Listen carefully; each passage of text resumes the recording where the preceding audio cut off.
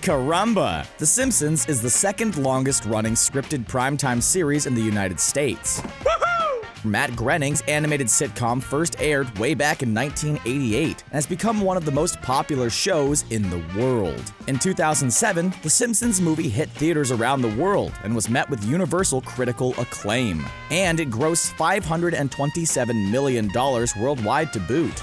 Money. Hey, watch it, Chief. It's a satirical depiction of American working-class life, but it's also impressively capable of delivering searing social commentary and has truly become a global cultural touchstone. Oh yeah, I'm a superstar. Every time you watch it, you're bombarded with Easter eggs and references that aren't always easy to catch. In this video, we'll run you through 25 of them that you probably missed. Now let's do this thing. Don't forget to hit that subscribe button. It's the best way of keeping up to date with all of Screen Rant's great new videos. Let's start off with a big one spread over a number of episodes. Throughout the series, a number of intermittent clips of Rainier Wolfcastle's character McBain pop up when the Simpsons are watching TV. As it turns out, you can actually piece them all together to form an entire McBain movie, complete with a structured narrative. The film is just me in front of a brick wall for an hour and a half. It cost $80 million. How do you sleep at night? In the show's original opening credits, when Maggie was swiped on the supermarket's cash register, the till displayed $847.63. This amount wasn't random and actually came from a survey that said $847.63 was the average cost per month of raising a baby in the United States. Nummy nummy num. Huh? Speaking of the opening credits, the man who composed the theme music that plays over them is Danny Elfman. Danny's name is hidden on a storefront in those opening credits, just as his theme begins to play. In a streetcar named Marge, Maggie was placed in a daycare at the Ayn Rand School for Tots. When Homer picked her up from there, after she and the other tots had regained their confiscated pacifiers, there was an eerie recreation of Alfred Hitchcock's The Birds. 2 cars in every garage and 3 eyes on every fish saw Mr. Burns attempting to be elected as governor. When he delivered his campaign speech, it was in front of a massive black and white poster emblazoned with his face. Said poster was taken straight from Citizen Kane. Is your boss governor yet? Not yet, son, not yet.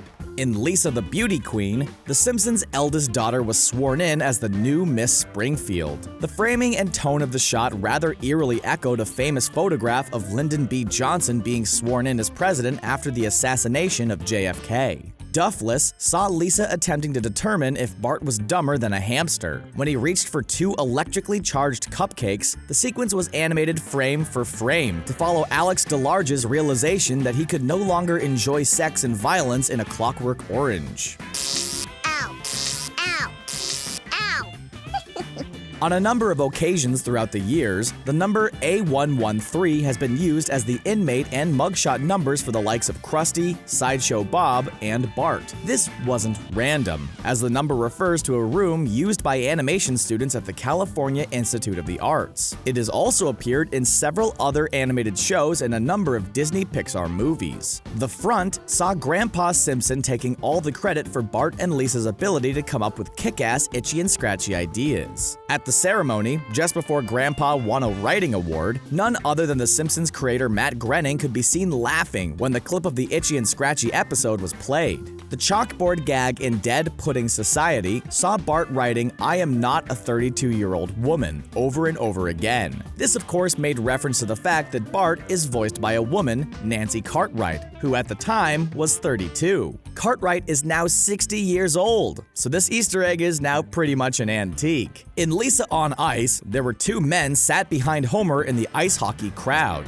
They were none other than Chief Wiggum's colleagues, Lou and Eddie, but they were almost unrecognizable out of their police uniforms. Wow! Can I see your club?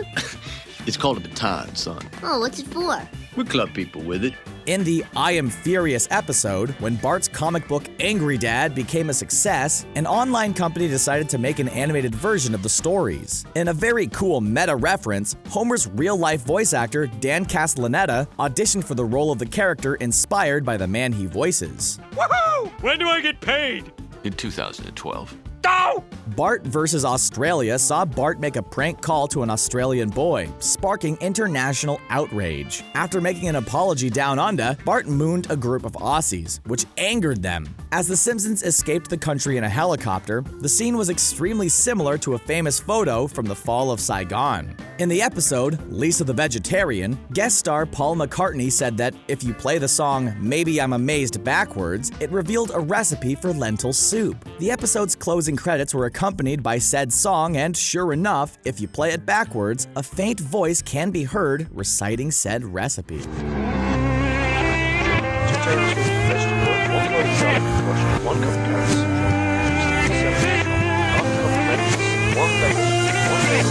Freshly chopped parsley.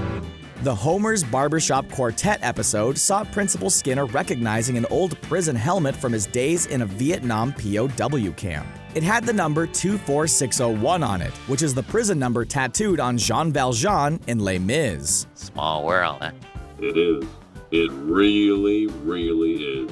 In the Halloween special, Treehouse of Horror 13, Homer got cloned multiple times by his incredible new hammock. The clone army grew to include many notable alternate versions of the character, including the obese Homer seen in King Size Homer, the Tracy Ullman Show version of Homer, and perhaps most notably, Peter Griffin from Family Guy. In another Halloween special, Treehouse of Horror 6, Homer ventured into a three-dimensional world. At one point, there was a string of hexadecimal numbers located behind him. The numbers were 46, 72, 69, 6E, 6B, 20, 72, 75, 6C, 65, 73, and 21. When they're converted to ASCII, those numbers read Frink Rules, as a reference to Professor Frink.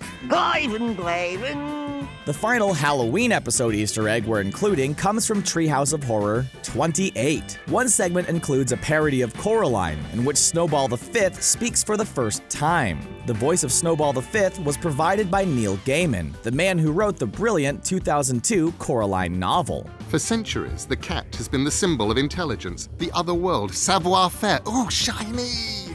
In the Simpsons movie, after Bart and Homer crossed the Springfield Gorge on a motorcycle, you could clearly see a tree with a white vehicle crashed into it behind them. This was the ambulance that crashed while carrying an injured Homer in the Bart the Daredevil episode of the show.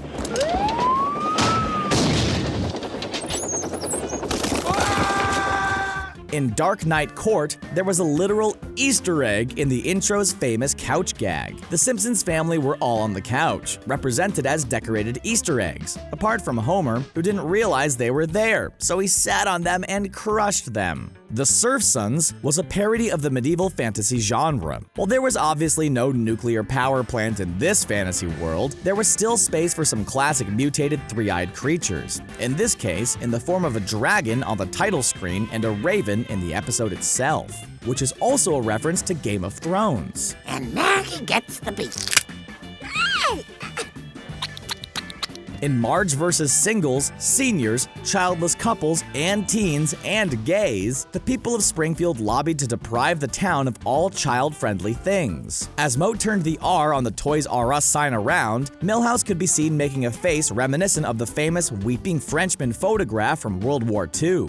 In the episode called The Town, there was a scene where the Boston Americans rallied to win a football game against the Springfield Atoms in the dying moments. In a rerun of that episode, the Simpsons crew snuck in and replaced the team names with Atlanta and New England to turn the fictional game into the real-life Super Bowl that had taken place a week before. The Lego episode of The Simpsons, Brick Like Me, was teeming with Lego-based jokes and Easter eggs. One of them was a bunch of books appearing that they were written by Philip K. Brick, a parody of Philip K. Dick. For example, the books included You Brick and A Scanner Blockley, which were parodies of Ubick and A Scanner Darkly, respectively. Both God and Jesus Christ are recurring characters in The Simpsons. In the show, they both have 5 fingers on each hand, but they're the only characters for whom that's the case, as everybody else only has 4. 5 fingers?